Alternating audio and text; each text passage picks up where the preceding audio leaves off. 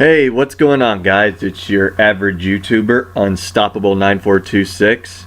And now, in this episode, I am here to give tips and tricks on how to beat a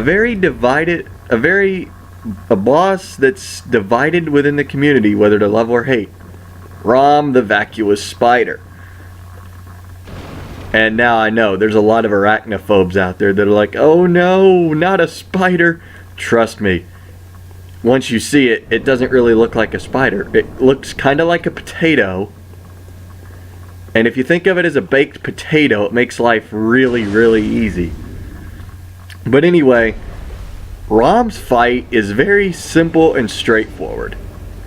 As you can see, Rom will spawn in with a good bit of spider minions. There's two strategies for this fight. You either go straight for Rom or you take out all the little spiders first. I'm one to take out all the spiders first because that makes the fight so much easier. Now the spiders' heads are armored. As you can see, it's taking me a couple hits to kind of break their guard and get the kill. The way to solve that is to hit them on the side. And when the spiders jump like that, as you saw there, that's basically a free kill. As long as you've got a powerful enough weapon, you're golden. You're going to be able to hit them and not have to worry about breaking the armor. Now, as you see, the Kirk hammer is obviously not a good idea to use in its tricked form. I'm using the sword form of the Kirk hammer, but even then, that's still not the best weapon for this boss. The best weapon for this boss is a Tonitrus, as high as you can get upgraded Tonitrus, because this boss is incredibly weak to bolt. As you see there, I hit the head, and hitting the head does significantly less damage than hitting the side. Now, after a little bit of damage, Rom will teleport, as you see there. This will usher in the second phase of the fight. More spiders.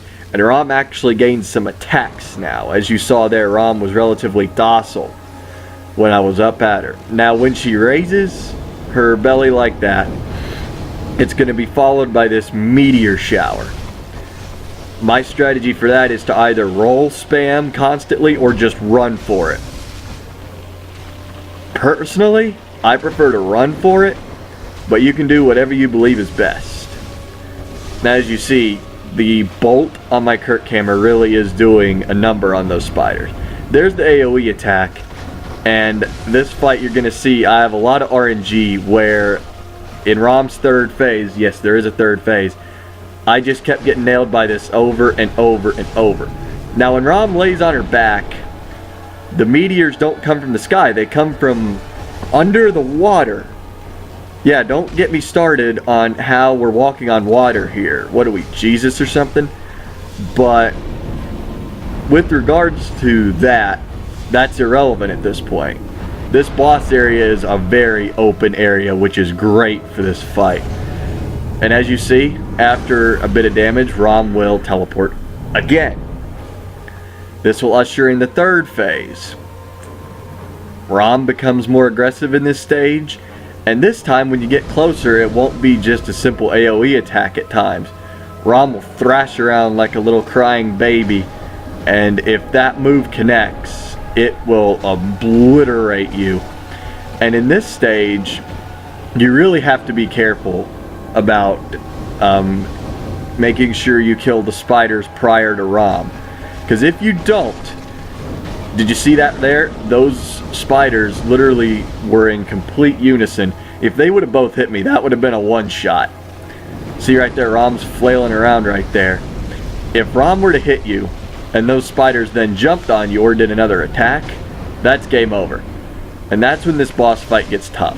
Which is why my recommendation here is kill all the little spiders before focusing on Rom, no matter what stage you're in. You see there, that was the example. I got hit by a spider and then Rom smacked me. So, yeah. Another thing to note about this fight is it's really kind of like a juggling act. You need to if you kill the little spiders, you always need to keep an eye on Rom to ensure you can deduce what attack is coming when. if you're too far out, generally the meteors will happen. She'll use the meteors. If you're in close, she's either going to flail around like a little mad toddler, or she's going to do the AoE. And in this phase, when it's just Rom and she's all by herself and flailing around, the thing that I prefer to do is my Kirk hammer was great for damage. I literally just stayed as far back as I could, exploited the range of the transformed Kirk hammer, and I hit her head. It didn't do as much damage as hitting her sides, but whenever I got to her sides, it seemed she would always just flop around like that. Another thing you can do is if you get lucky enough and bait the AoE, you'll see here that happens to me in just a minute. If you get lucky to bait the AoE, you have a little bit of relief to go in and smack Rom's side. As you're going to see here, I got it and then done. This boss fight is rather interesting, but if you employ these strategies, you will overcome. Once you've defeated Rom, you'll notice a woman in the distance. Run towards that woman and you will initiate a cutscene heralding in the next moon phase, as you will see here now.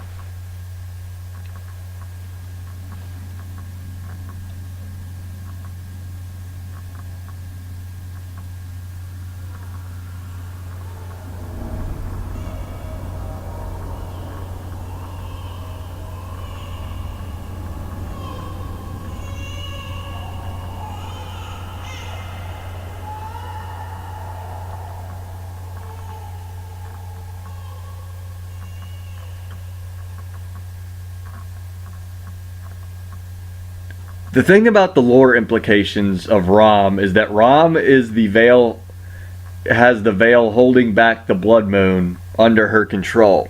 And once you kill her, you don't need insight to see what the world really looks like.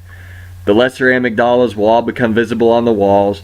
NPCs, if you haven't saved them now, cannot be saved. And quest lines for certain NPCs, such as Alfred and Eileen, move forward. And this starts probably the best part of the game, but also one of the hardest. Well, I hope you guys enjoyed that video. Like and subscribe to stay in tune with the boss fights, and share if you know anyone who's struggling with Rom the Vacuous Spider. Other than that, y'all have a great day.